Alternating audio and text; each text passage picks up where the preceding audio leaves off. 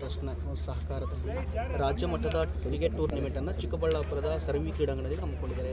ಏನೇನು ಬಯಸ್ತೀರಿ? ವಿಶೇಷವಾಗಿ ಕ್ರೀಡಾಪಟುಗಳಿಗೆ, ಕ್ರೀಡಾಸಕ್ತರಿಗೆ ಏನು ಸಂದೇಶ ಕೊಡ್ತೀರಿ? ಸರ್, ನಾನು ಈಗಾಗಲೇ ವೇದಿಕೆಯಲ್ಲಿ ಹೇಳಿದಾಗೆ ಇಡೀ ನಮ್ಮ ಭಾರತ ಏನಿದೆ, ಬೇರೆ ಬೇರೆ ಧರ್ಮ, ಜಾತಿ, ಭಾಷೆಗಳಲ್ಲಿ ವಿಂಗಡಣೆ ಆಗಿದ್ದರೂ ಸಹ ಕ್ರಿಕೆಟ್ ಅನ್ನೋ ಒಂದು ಪದ, ಕ್ರಿಕೆಟ್ ಅನ್ನೋ ಒಂದು ಕ್ರೀಡೆ ಬರ್ತಿದ್ದಂಗೆ ಇಡೀ ಭಾರತ ಏನಿದೆ ಒಂದಾಗುವಂಥದ್ದು ನಾವು ಸುಮಾರು ದಶಕಗಳಿಂದ ನೋಡ್ಕೊಂಬರ್ತಾ ಇರೋಂತಹ ವಿಷಯ. ಅಂತಹ ಒಂದು ಕ್ರಿಕೆಟ್ನ ಇವತ್ತು ಬರೀ ಆಡ್ತಾ ಇರೋದಲ್ಲ, ನಮ್ಮ ಹುಡುಗರು ಎಲ್ಲ ಕಡೆ ಇಡೀ ನಮ್ಮ ದೇಶದ ಗಲ್ಲಿಗಳಲ್ಲಿ ಈ ಕ್ರಿಕೆಟ್ನ ಜೀವಿಸ್ತಾರೆ. They are living this cricket. So ಆ ಥರ ಇರೋದ್ರಿಂದ ಕ್ರಿಕೆಟು ನಮ್ಮ ಜೀವನದಲ್ಲಿ ಹಾಸು ಹೋಗ್ತಾ ಹೋಗ್ಬಿಟ್ಟಿದೆ. ಸೊ ಅಂಥ ಕ್ರಿಕೆಟ್ನ ಇವತ್ತು ನಮ್ಮ ಚಿಕ್ಕಬಳ್ಳಾಪುರದಲ್ಲಿ ನನ್ನ ಸಹೋದರ RHL ರಘು ಅದ್ಧೂರಿಯಾಗಿ ರಾಜ್ಯ ಮಟ್ಟದಲ್ಲಿ ಮಾಡ್ತಿದ್ದಾರೆ. ಅವ್ರ ಜೊತೆ ನಾವು ಸಣ್ಣ ಒಂದು ಸಹಾಯ ಮಾಡಿ ಜೊತೆ ನಿಂತಿದ್ದೀವಿ, ಅಷ್ಟು ಬಿಟ್ಟರೆ ಇದೆಲ್ಲದಕ್ಕೂ ಏನು ನಾವು ನೋಡ್ತಾ ಇದ್ದೀವಿ ಇವತ್ತು. ಇಂತಹ ಒಂದು ಅದ್ಧೂರಿ ಕಾರ್ಯಕ್ರಮಕ್ಕೆ ನಮ್ಮ ರಘು ಮಾತ್ರನೇ ಇದಕ್ಕೆಲ್ಲ ಸೂತ್ರಧಾರ. ಅವನಿಗೆ ಮತ್ತು ಅವನ ತಂಡಕ್ಕೆ ಮತ್ತು ಇಲ್ಲಿ ಆಡಕ್ಕೆ ಬಂದಿರುವಂತಹ ಎಲ್ಲರಿಗೂ ಒಳ್ಳೆಯದಾಗಲಿ ಅಂತ ನಾನು ಈ ಮುಖಾಂತರ ಕೇಳ್ಕೊಳ್ತಾ ಇದ್ದೀನಿ. ಸರ್, ಕ್ರೀಡೆಗೆ ಮತ್ತು ಕ್ರೀಡಾಪಟುಗಳಿಗೆ ಒಂದು ಅವರ ಅಭಿವೃದ್ಧಿಗಾಗಿ, ಅವರ ಒಂದು ಸಮಾಜದಲ್ಲಿ ಮುನ್ನೆಲೆಗೆ ಬರುವ ಒಂದು ಹಿನ್ನೆಲೆಯಲ್ಲಿ ಭಗತ್ ಸಿಂಗ್ ಚಾರಿಟಬಲ್ ಟ್ರಸ್ಟ್ನ ಒಂದು ಸಹಕಾರ ಯಾವ ರೀತಿ ಇರುತ್ತೆ ಬಂದಿದೆ? ಸರ್ ನೋಡಿ, ಕ್ರೀಡೆ ತುಂಬ ಇಂಪಾರ್ಟೆಂಟು ಜೀವನದಲ್ಲಿ. ಒಂದು ಹೆಲ್ತ್ ನೀವು ಕಾಪಾಡ್ಕೊಬೇಕು, ಒಂದು ಸಮತೋಲನ ಇಟ್ಕೊಬೇಕು ಅಂತಂದರೆ ಚಿಕ್ಕ ಮಕ್ಕಳಿಂದ ಯುವಕರವರೆಗೂ, ಈವನ್ ವಯಸ್ಸಾದ್ಮೇಲೂ ಸಹ ಕ್ರೀಡೆ ತುಂಬ ಇಂಪಾರ್ಟೆಂಟ್ ಆಗುತ್ತೆ.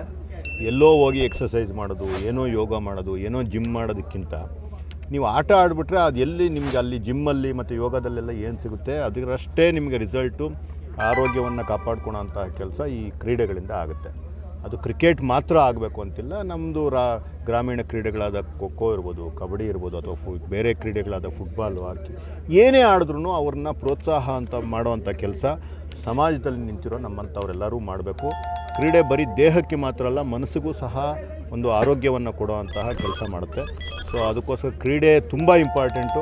ಆ ಕ್ರೀಡೆ ಯಾರ್ಯಾರು ಒಳ್ಳೆಯವರು ಆಡ್ತಿದ್ದಾರೆ, ಬೇರೆ ಒಂದು ಸಂದರ್ಭಗಳಲ್ಲಿ ನಾವು ನಮ್ಮ ಚಿಕ್ಕಬಳ್ಳಾಪುರದ ಯಾರು ಕ್ರೀಡಾ ಸಾಧಕರಿದ್ದಾರೆ ಅವ್ರ ಜೊತೆ ಎಲ್ಲ ನಿಂತ್ಕೊಳ್ಳೋ ಅಂತಹ ಕೆಲಸವನ್ನು ನಾವು ಆವತ್ತಿಂದನೂ ಮಾಡ್ಕೊಂಡು ಬರ್ತಾ ಇದ್ದೀವಿ, ಮುಂದೆ ಸಹ ಮಾಡ್ತೀವಿ. ಸರ್, ವಿನ್ನರ್ಸು ಮತ್ತು ರನ್ನರ್ಸ್ಗೆ ಬಹಳ ದೊಡ್ಡ ಮಟ್ಟದ ಮೊತ್ತವನ್ನು ಇಟ್ಟಿರುವಂಥದ್ದು. ಆ ಒಂದು ನಿಟ್ಟಿನಲ್ಲಿ ಈ ಕ್ರಿಕೆಟ್ ಕ್ರೀಡೆಯಲ್ಲಿ ಭಾಗವಹಿಸೋರಿಗೆ, ಗೆದ್ದವರಿಗೆ ಮತ್ತು ಸೋತವರಿಗೆ ಏನು ಸಂದೇಶ ಕೊಡ್ತೀರಿ? ಏನು ಹೇಳ್ತೀರಿ ಅವ್ರಿಗೆ ಅಂತ? ನೋಡಿ, ಹಣ ಅನ್ನೋದು ಅದು ಒಂದು ನಂಬರ್ ಮಾತ್ರ.